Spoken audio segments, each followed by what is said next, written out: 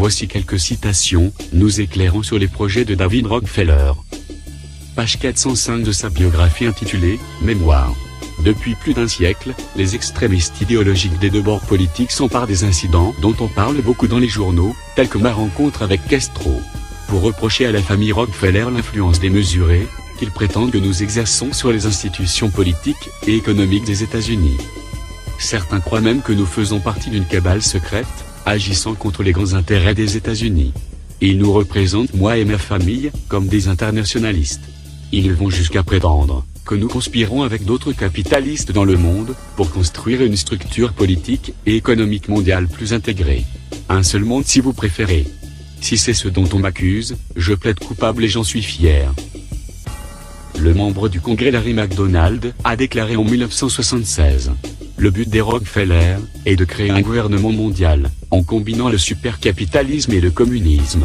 En plus d'être en connexion avec le Conseil des Relations étrangères, les Rockefeller ont créé une autre branche très puissante, appelée la Commission trilatérale. Celle-ci a été grandement impliquée dans certaines décisions prises par le gouvernement américain. Et ce depuis sa création, en 1973. Le sénateur américain Barry Goldwater a déclaré dans son livre « With No Apologies », la Commission trilatérale prévoit de devenir le véhicule de consolidation multinationale des intérêts banquiers et commerciaux en redéfinissant le contrôle du gouvernement politique américain.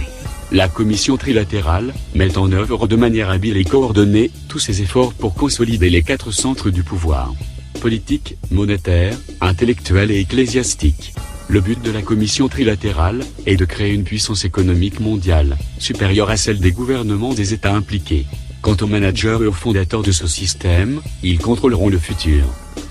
Qui ferait partie de la Commission trilatérale? John McCain,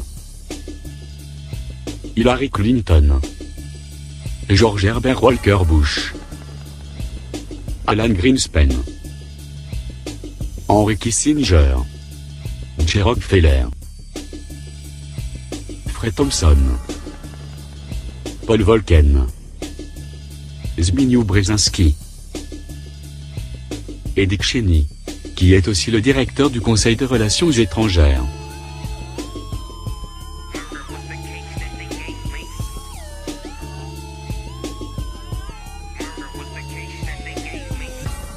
David Rockefeller étant à un âge très avancé, il serait bon de s'attarder sur les activités de la nouvelle génération Rockefeller.